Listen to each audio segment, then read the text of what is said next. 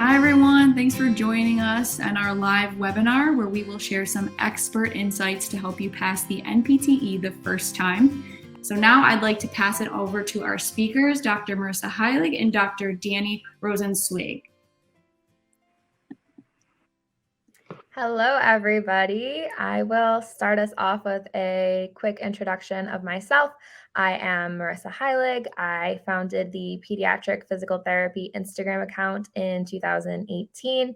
Since starting that account, I have been posting practice questions every Sunday, mostly with a pediatric focus, and we go through rationale for answering those questions. So even though it is a pediatric-based account, I still would recommend it for NPTE content. I'm a graduate of the University at Buffalo, proudly from Buffalo, but currently living in Queens. And hi, I am Dr. Danielle Rosenzweig. I am a neurophysical therapist and the owner of PTutor, as well as PTutor on Instagram. And how PTutor works is I offer a customized tutoring approach. It is completely based on your style of learning, and it is specially geared for the NPTE and NPTE. I also provide consultation and mentorship to new grads, including resume building, continuing education, especially in neuro, subacute, and acute care, as well as cardio, other systems, and TEG and non-systems. I give one-on-one tutoring, small groups of 2 to 5 students boot camp, which are content boot camps and question-based boot camps. One of you lucky winners will be announced that you'll be getting one for free from me later.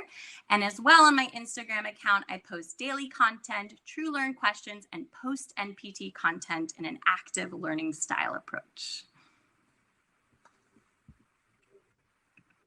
So in this presentation, we've prepared a wide variety of tips and strategies, as well as study schedules to hopefully help you pass the NPTE on the first time. If this is not your first time taking the exam, all of these tips will still be relevant.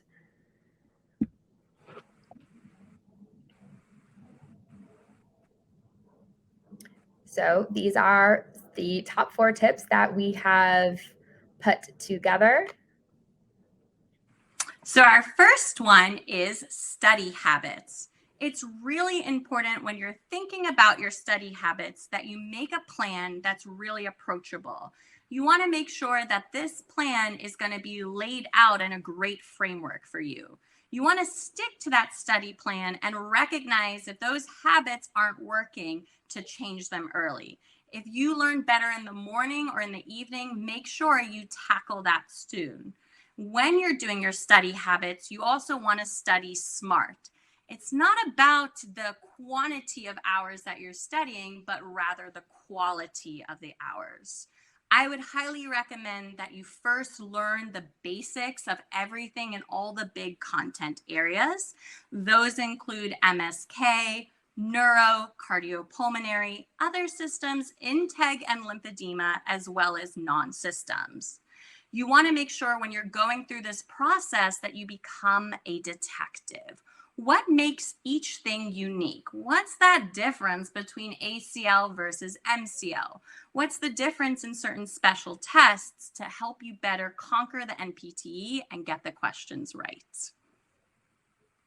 So on a non-academic end, other study habits that you want to implement would be maintaining a clean study environment. Don't be curled up in bed with a hoodie over your eyes halfway. Put away the phone, put away your distractions. Don't have Netflix in the background.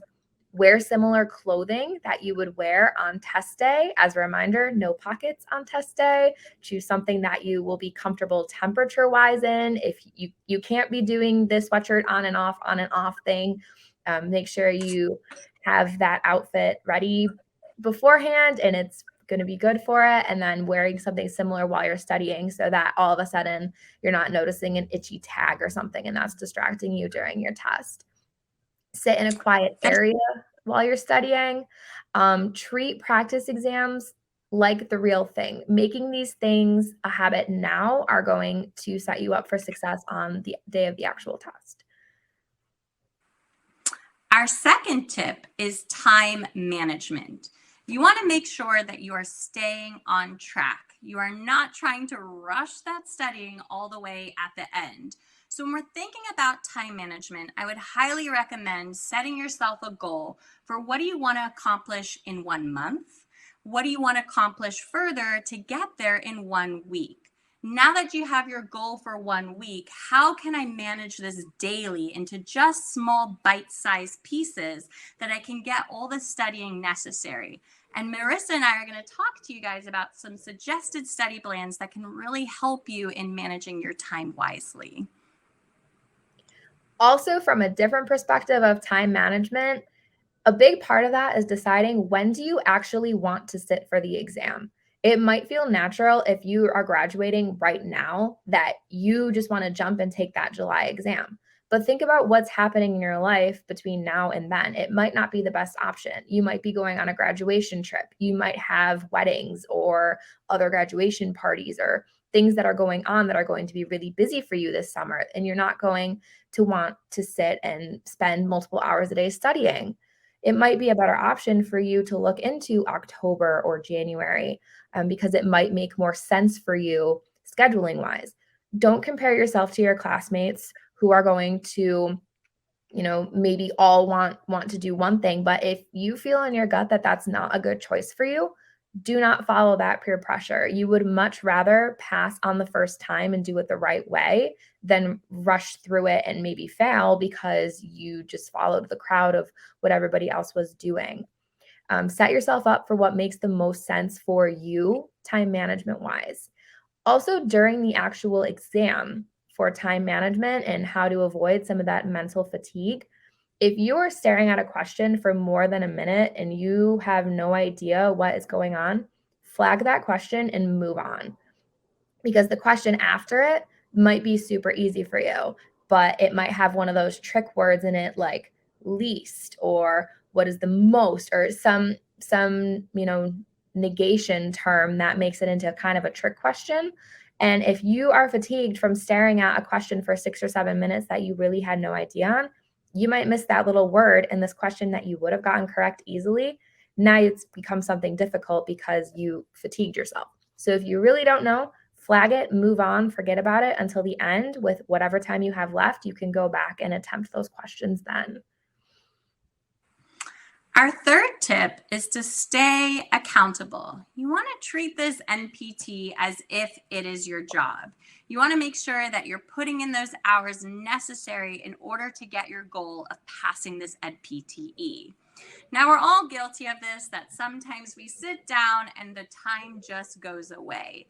A really great tool that you can utilize, and one that I recommend, is an app such as Flora, where you can put yourself that it would lock your phone and you should start studying for 45 minutes to 1 hour. Research shows that after about an hour, we start to lose focus. Now, if you start to look on an Instagram account like Marissa or mine, it will actually make you kill the tree. And the whole idea is you're trying to build this forest and really hold yourself accountable. So if this is something that's intriguing, check out. There's a bunch of different apps that you can utilize, but hold yourself to the time just as you would if it was your job. A different perspective of staying accountable and treating it like if it was your job. You would not show up to your job in dirty clothes, unshowered, hungry, dehydrated, hungover. You would not do that to a job. Don't show up to your studying like that either, because I sure hope that's not how you're going to show up to your exam. So having those habits set in place, being accountable for, I am going to get myself in the mindset of this is something serious. I need to take it seriously, and practicing good hygiene, getting outside, exercising, staying in a good routine, and making it really a lifestyle. And staying accountable to that is how you are going to set yourself up for success. And our fourth and final tip is really to experiment with trial and error. If something isn't working and it's just not sticking, is there another way that you could look at the problem? Is there another way in which you could tackle this content area to better understand that? And in order to really encompass what the NPTE is trying to emphasize, it's important to randomize your study topics. Don't only study one content area and then hope that in a couple weeks' time you still remember it. Really try to incorporate everything together when you're learning that topic so you can learn it in its whole, and so you can systematically go through the questions. And the key to all of this, instead of going through something once, try to go through it again and again and again. Your best friend for this NPTE is going to be revision and even more revision. So another aspect of trial and error would be looking at your study plan as a whole. And if it's not working for you, you need to take a step back and reevaluate that. If you are feeling stressed beyond just normal pressure of there's a huge exam coming up, but stressed to the point where it's affecting your health, it's affecting other aspects of your life, then you are going to, and I've just been informed that it's not showing. I'm going to, can anybody let me know in the chat if you can see the slides?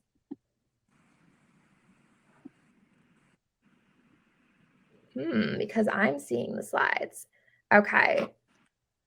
Looks good here. All right.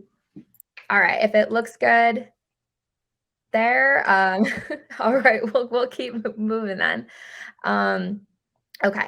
So going back, if you're feeling stressed beyond just normal, pressure, you really need to reevaluate that. If you are not retaining the information, then you need to make sure you have a clear head when you're studying, because if you don't have that, then you're not going to have a clear head while you are sitting for the exam. I see the past screen too. I'm assuming the past screen is the one with the big past circle. I'm going to switch the slide. Let me know if everybody else sees it switch. We're good to go. Good to go. Okay. All right.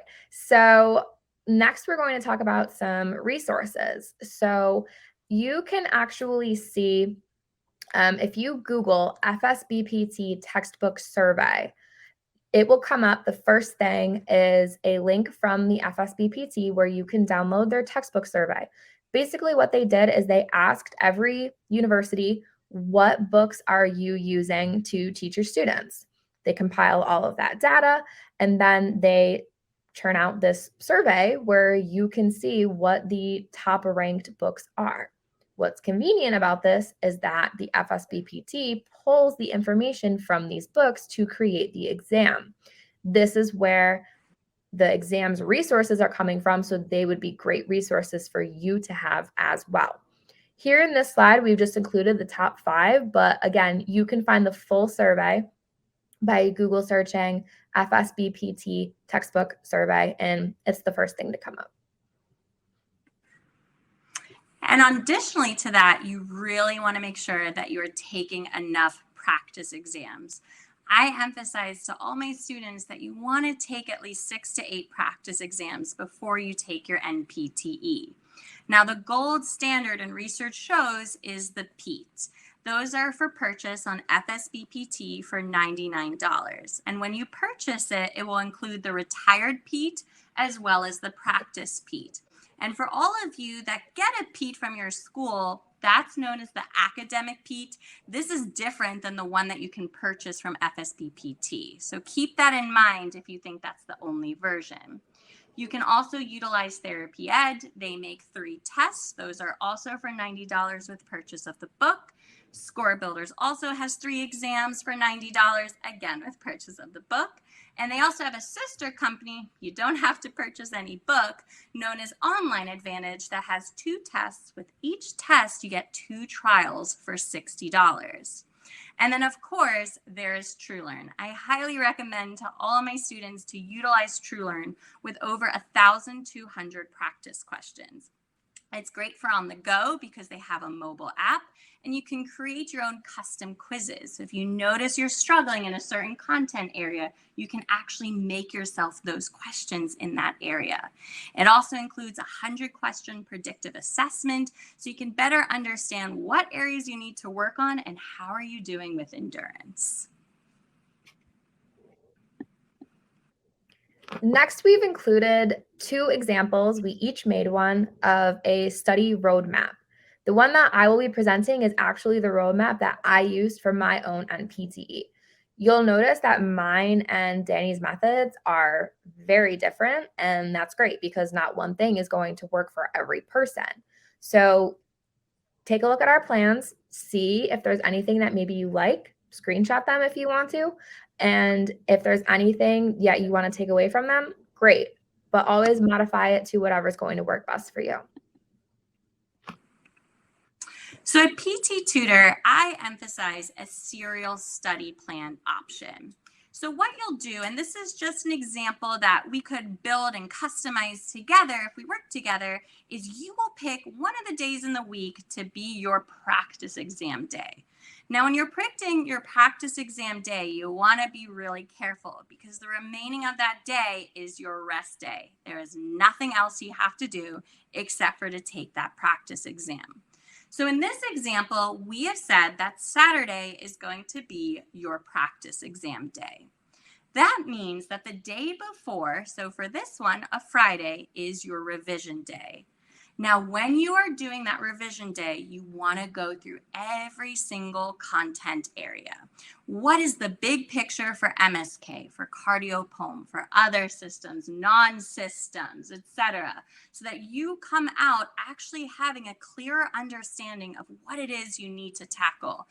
Think of this as like what you would do before in your exams for PT school. What are the big pictures for each area to help you in the next practice exam day? And by doing this, you're going to get lots of practice. If you follow that 10-week plan, you'll get to practice this 6 to 8 times at least. Now you've taken that practice exam on Saturday. And on Sunday, you're going to divide your day up into quarters. You're going to spend a quarter of your time reviewing your practice exam. It is not expected that you will finish all of these questions, but you're going to go over both the incorrect as well as the correct answer choices. Then I've just put a content area. You would just do MSK in this example. When you customize this for yourself, though, you would pick your weakest topic first in case we need extra time with it. So let's say your weakest is MSK. That's what we'll do on Sunday. You'll then spend another part of your time reviewing your special tests as well as TrueLearn questions. What I like to teach my students when they buy TrueLearn is it can be extremely overwhelming. 1,200 questions, that's a lot to tackle. So a method that I like to teach is to think about doing these questions before breakfast, before lunch, and before dinner. 10 questions at breakfast, 10 questions at lunch, 10 questions at dinner. By the end of the day, you've done 30 questions, and if you keep this up for the week, you're going to get actually an extra practice exam in, which is great. You then will, at the end of the day, also review any items that you just don't know and they need to continue revision. You will continue this plan on Monday. Instead of MSK, we're going to do neuro. On Tuesday, you're going to do cardio. On Wednesday, non-systems and lymphedema, but now you should be hopefully done your practice exam. You've built in catch-up time. Maybe there is something you still wanted to review in MSK for the week that you had made as a goal, and you just didn't have time to go through those MSK topics. Now's your chance to tackle them. And the same is true for Thursday. And like Marissa says, life happens. Maybe things that are unplanned and unexpected happen during the week. It's built in for Wednesday and Thursday for you to fix. Now, when taking the PEAT and using this plan, I highly recommend you take the PEAT 1 month before your NPTE, and then the next one 2 weeks before your NPTE. Switching gears completely, feel free to screenshot this. I am not going to read everything that is on this slide, but this is the plan that I used when I studied for my NPTE. So I call it more of like a block practice plan because I do things a little bit differently. If you'll notice, week 1 and 2 is just completely musculoskeletal for me in my plan. And then weeks 3 and 4, completely neuro, because those are some of the biggest content areas on the exam. After that, I'm taking a practice exam already and seeing where am I at. Taking the practice exams and getting the feedback from them when you review them is also really good for continuously directing your study. If there's an area that I was really, really strong in, I didn't, spend so much time on that moving forward. And if there was an area I saw that I was really, really struggling in, then I would allot a little bit more time to that area. Continuing on, I go through cardio also, and then other systems, non-systems, until I've taken 3 practice exams. After that, I should have a pretty good idea of where I'm doing in all of the areas. And then I can, in the following weeks, make maybe a few more days for one area, a few less days for another area. You'll notice on the left-hand side, it says 12 weeks, but you can only see 11 of them. And the final week is all just open review. And again, life happens. And if we're treating this like our job, you would get some PTO. So there's that built-in time for flexibility. I do also have the PETs at least 2 weeks before my exam date because the PET is the best predictor of NPTE outcome. So if your PETs are borderline or, not that great, at that point, you still have the flexibility to push your exam back or, take it later. If the practice exams are not going super, super well, not super, super well, but, fairly well, it might not be the right time to sit for the exam, and you would rather be out just a little bit of money to delay the exam than to take it, fail, and have to start all over again. It's just going to be less cost effective, and it might mentally even set you back a little bit. So really take these exams seriously and review them. If you'll also notice, I don't have a Sunday on this schedule. Sundays were kind of my review days. And I also did what Danny did with breaking it up a little bit into the content areas as I was going through them at later dates. I think that reviewing practice exams is one of the top ways to study. And that's also a big feature of TrueLearn, is that as soon as you take that question, you're getting feedback on that question immediately with information on the correct and incorrect responses with resources all on the same page, which is a huge highlight of this product. So again, kind of like block practice model, this is what worked for me. And I'm not saying it will work for you, but if you think it might, take it. So we went ahead and we pulled 2 questions from the TrueLearn SmartBank that we will go through now. I am up first. So the question I chose is: a patient is classified as level 4 on the Gross Motor Function Classification System, or GMFCS. Which of the following is the most appropriate intervention for this patient? We have A, ambulation and parallel bars with assistance from PT to improve standing tolerance and ambulation distance. B, use of standing frame to provide weight bearing through the lower extremities and encourage upright head posture. C, ambulation without an assist device with close guarding by the PT to increase independence with ambulation. Or D, basic agility drills without an assistive device to promote coordination. I am opening up my timer. I will give 1 minute, and then we will see how the poll is going.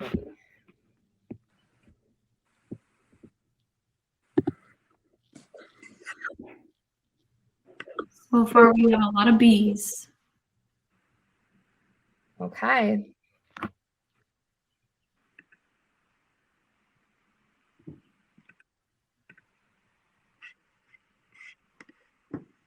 All right, we got one D in there too. All right, we got one brave D. We got about 20 seconds left on this question. Oh, we got a brave C. Here we go. Oh, we got all 4 letters on the board. All right, 10 more seconds. 5, 4, 3, 2, 1. Okay, looks like the overwhelming majority was for B. So let me get back to my slides and we will see if B was the correct option. It was A. Congratulations to our 2 brave A's. So let's go through what we need to be looking at here. So the first thing that we need to know in this question is what is the scale of the GMFCS? So GMFCS is rated from 1 to 5, 1 being the highest level of functional mobility and independence with the least impairment, 5 being the most significant impairment, least independent functional mobility. And then everything in between is, a spectrum. So knowing this in the back of my mind, even if I didn't know the exact intricacies of what each level of the GMFCS includes, there's 2 options I can immediately eliminate because of this. So if we look at C, ambulation without an assisted device with close guarding by the PT to increase independence with ambulation. Ambulation without an assisted device. We are talking about GMFCS level 4. So if we have a spectrum of 1 to 5, we're over here in this range of pretty significant impairment or, the least level of independence with functional mobility. So ambulating without an assistive device, I don't think is fairly realistic for being over here in this level 4 region. So I would eliminate option C just based off of that. D, basic agility drills without an assistive device to provide coordination. So this person's going to be jumping and skipping through an agility ladder. I'm thinking more that's like a GMFCS 1 over here. We're talking about a 4. So I would eliminate D based off of that. And then we're between A and B. So A, ambulation and parallel bars with assistance from PT to improve standing tolerance, and ambulation distance. Okay, plausible. B, use of standing frame. So a standing frame, this is a static positioning device to provide weight bearing through the lower extremities, which suggests that this person is not regularly getting weight bearing opportunities. They're most likely using a wheelchair through the lower extremities and encourage upright head posture. That head posture is kind of the big star for me.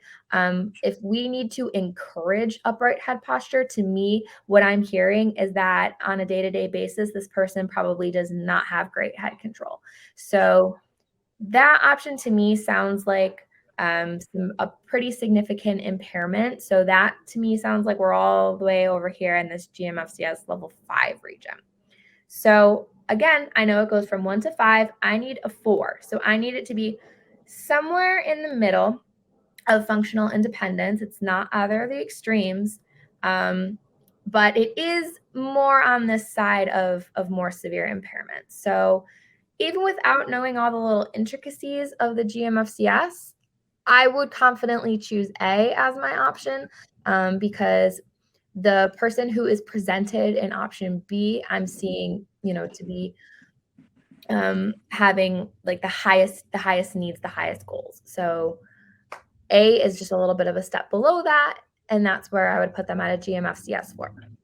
Everything I just put into that explanation would match with the actual descriptions of the GMFCS. And again, I'm not going to read it off the slide exactly, but that kind of just goes to show that even if I don't perfectly know the GMFCS, which you should still be studying it for the NPTE, I can use clinical reasoning and just knowing that it's a 1 to 5 scale.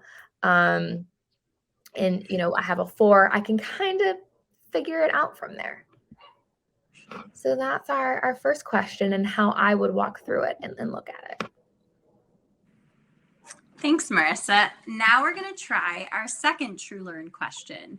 So in this question, a physical therapist is treating a 40-year-old man in acute care who presents with flaccid paralysis of his bilateral upper and lower extremities. Which of the following is the least likely cause of this clinical presentation? A, ALS, B, brainstem stroke, C, GBS, or D, MS? Try answering this in the poll, and we'll give you, again, 1 minute to answer this.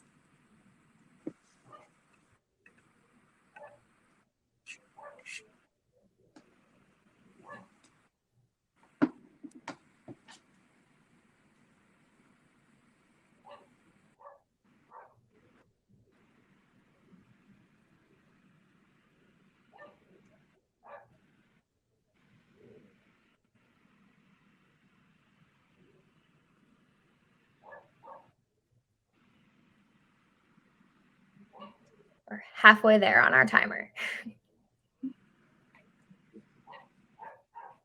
Looks like we're kind of evening the scales there. B and C are fighting. C's pulling through a little bit. 10 seconds.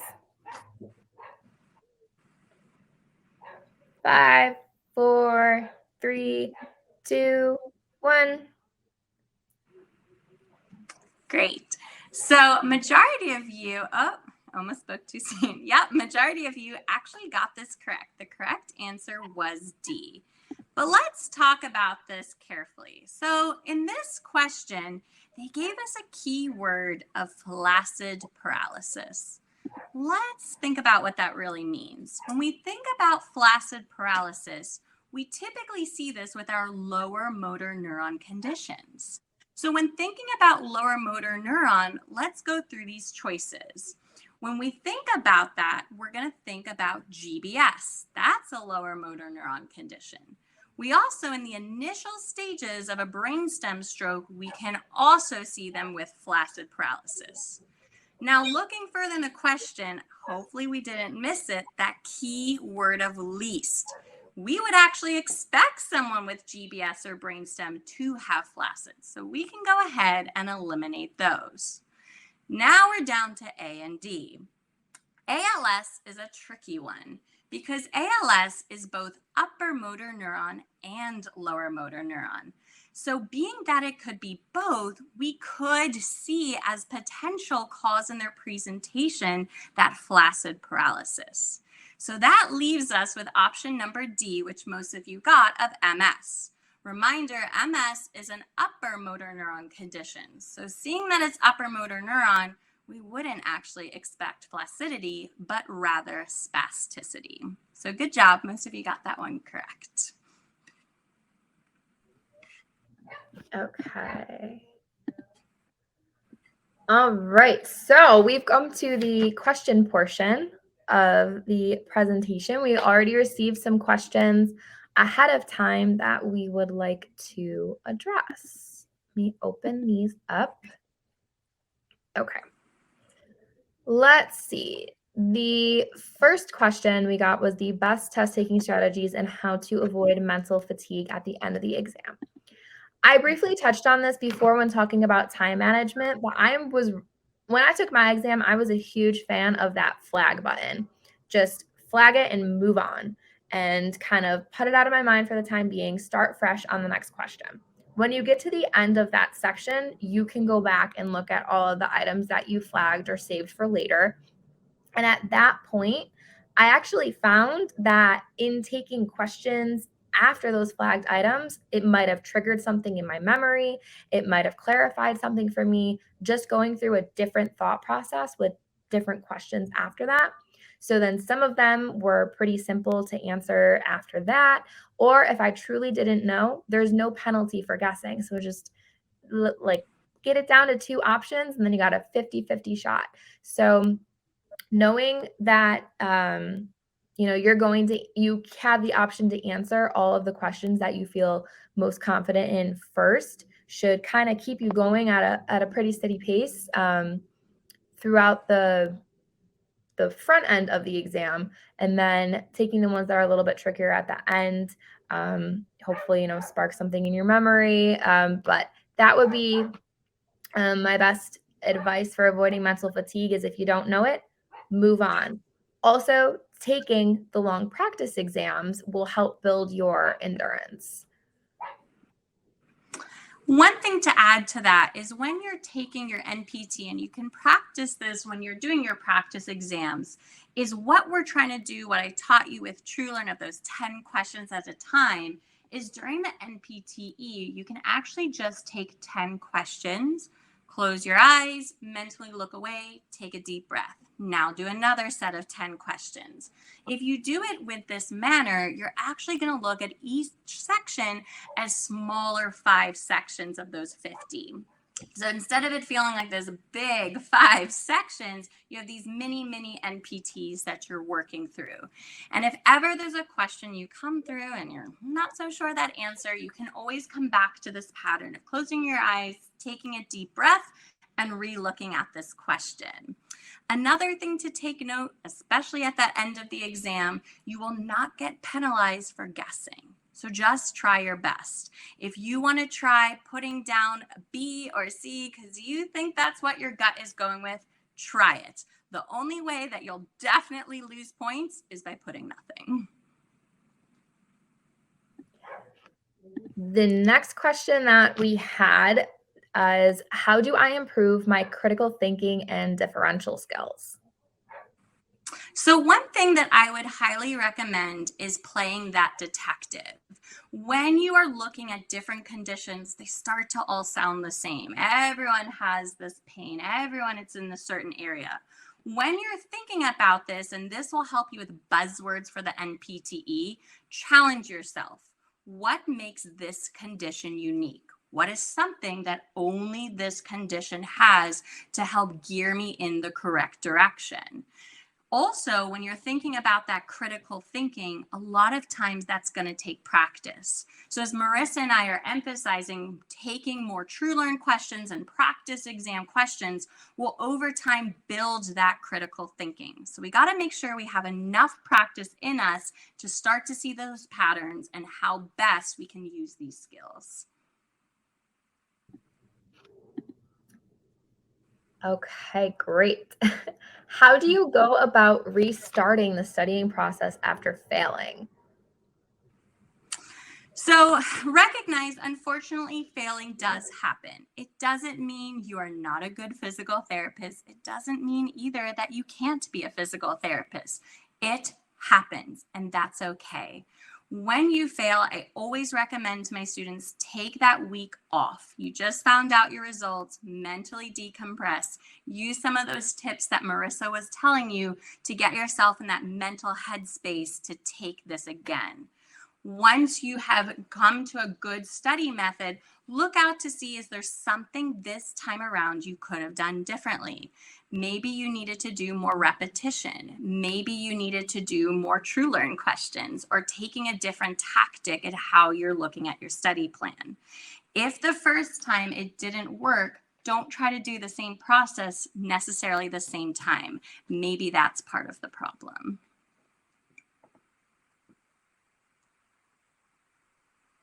I really like the next question. How would you recommend studying the week leading up to the exam in order to prevent mental burnout? So going back to my study plan, that week was all just open review. I had no expectations for myself really that week before. I kind of just took a step back, reflected. What areas do I feel like I need to spend time on? And then I just devoted my energy to that because I was motivated to, because I wanted to learn that content area better. I wasn't forcing myself to review things that I already felt like I knew. I also dramatically cut back on the amount of time that I was spending each day. I got ice cream. I watched Game of Thrones because that was a thing back then.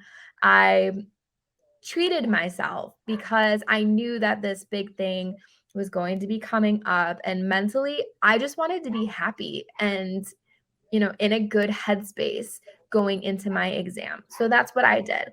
I relaxed. I focused on content areas that I really wanted to, because remember, I took the last PET 2 weeks before my actual test date. I scored pretty well on that second PET, and I was like, okay, I'm chilling at this point. And, I just went back and reviewed the areas that I really felt like I wanted to look at one more time. And that's what I did. If you're at a point where you feel like that's not going to be realistic for you and you are going to be cramming up until the morning of your exam, again, maybe that's not the best time for you to be taking that exam. And to piggyback on that point, another approach that you may want to consider is during that last week to really focus on, do you know the big picture? Challenge yourself with every day trying to go through a little bit of neuro, a little bit of MSK, a little bit of cardiopulm, other integ, lymph, and non-systems. Each day building like a funnel. Maybe in the beginning of that week, you feel like you have everything to review. Then hopefully the next day it's a little smaller. And as you keep going through the process, it just becomes this tangible amount that you need to just keep doing repetitions. If you're getting it correct and you know this content actively the first time, you don't necessarily in that last week need to keep going over that again and again and again. Spend more time in those areas that weren't so great and were giving you a little bit of a harder time in your revision.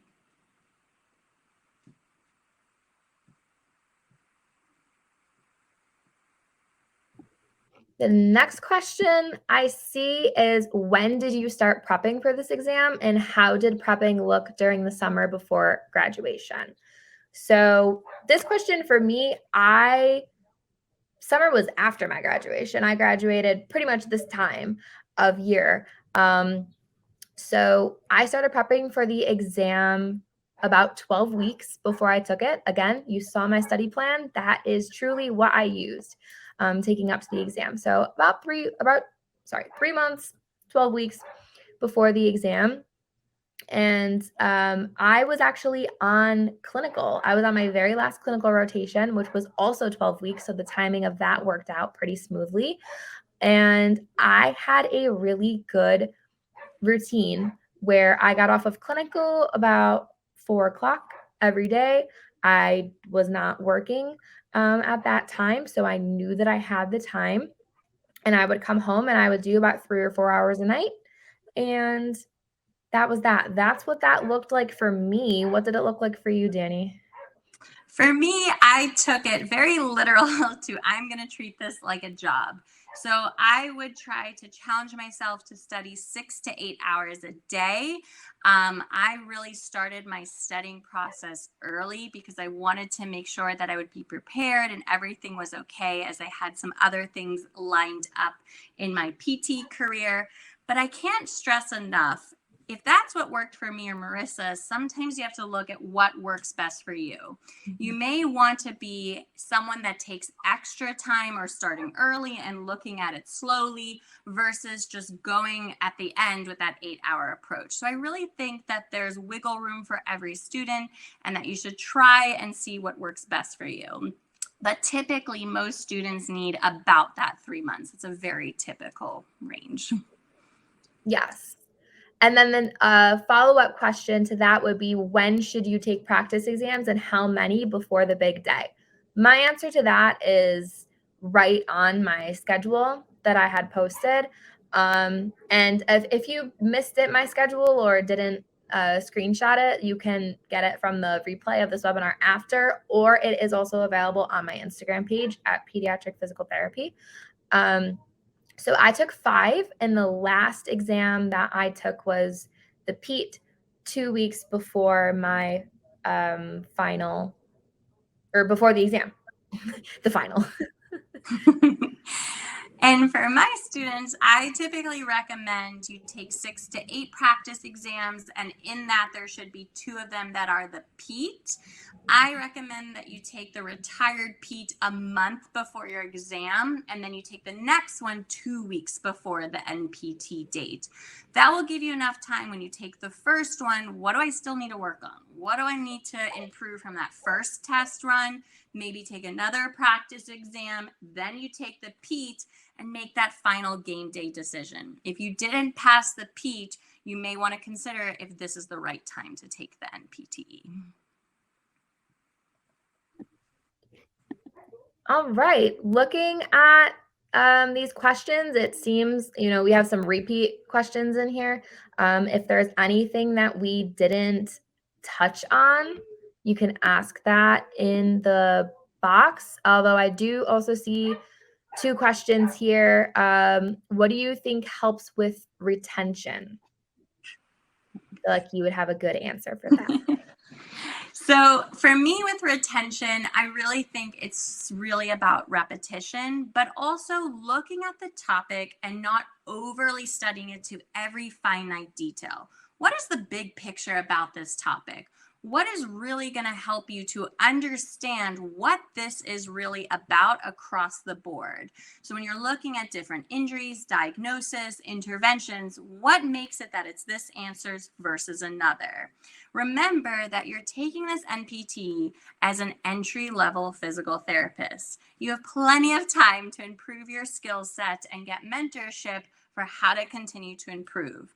Keeping that in mind, start with the basics first. Repeat those basics again and again so you understand the concepts, and then continue to build those layers of other pieces to build to the puzzle so you have a complete understanding before your exam. I really like a point that you brought up here. This just triggered something in my memory of this is a huge thing that I harp on my page when we do the PT questions. You just said you are taking this exam as an entry-level physical therapist. When you are looking at these questions, you will have some clinical experience under your belt, and we're working with CIs who were very experienced. They might have done something that wasn't textbook or was, something that they created on their own or was very unique. Do not create situations that are not there in the question that they are asking you. It's great to pull from your clinical experience and remember, oh, my CI at this rotation did this. Maybe it was something very specific that they did for that patient, though. I would always go with your textbook information over something super specific you saw with one patient in the clinic that one time. Again, do not create situations that are not there in the question. Read it at face value for what it is. Read the options at face value for what they are, and only answer what they are asking you. There was another question in here. What type of studying did you do? Flashcards, simply reading the book, taking notes. How many hours would you spend per day? I'll just say what I did. I was definitely for me was not simply reading the book. It was not going to stick that way. I did reading, but then taking notes along the side of main concepts. I made myself not flashcards, but I would say for musculoskeletal, I would put all upper extremity special tests on one page, all lower extremity special tests on one page. And then while I am riding the bus or waiting for water to boil or something like that, I have that one page I can just quickly bring with me and go over that way. I also would recommend doing that for dermatomes, innervations, any other like special tests or things that you can group together from a content area. If you, for me, getting them on one page, really rewriting them and then highlighting them and then looking at them very frequently, that very high repetition, that is what I did. I guess you could carry that over if you wanted to make flashcards, but for me, it was just inconvenient to carry flashcards. It was much easier to have it on one page. So that's what worked for me. Yeah, so I did a little bit of a different approach, but I really recommend as well that repetition. But when you're opening up a book, I also agree that just passively reading the book isn't really going to help you with your studies. They're not going to ask you on the NPT, what did Sullivan say on page 886? You have to understand rather the big picture. So what I always tell students to do, if you've picked your topic for the day, first actively ask yourself, take that neuro approach. What do you know before you even open up that book? What do you actually understand about this topic? Now, knowing what it is that you do and don't know, now actively go seek that information. What is it that you specifically didn't remember? What is something that would have helped you to better understand this topic? Then put those topics in a list, and at the end of the day, retest yourself. What do I now know? What are areas that now I've improved on? And at the end, make a bullet list. From this, what are the big 5 to 7 things that really will help me to understand this topic? Try to condense it so you have it down to those, again, play detective, little key nuggets that will help you in continuing with the repetition so you stay on target and stay studying with a very quality study approach. I like your use of the word nuggets. Okay, those were, I think those are all the questions that we were going to get to. If anybody has any last minute ones, I would throw them in the chat or throw them in the question box now. Otherwise, I think we can move on to our next and arguably most exciting slide, which is the winner of the giveaway. So drum roll, anybody? I have one hand because I already clicked the button and I don't want to let it go and to reveal it until we do a drum roll. Okay. Our winner is Tiffany Clark. Yay! Round of applause. All right. Danny, tell them what they've won. So, Tiffany, you are the winner of a free 30-day NPTE SmartBank, as well as the Predictive Assessment Bundle subscription, as well as please contact me. My email will follow. You have won a free bootcamp session with me. You can pick any bootcamp that you would like, a content one or a question one. Super exciting. Yay. All right.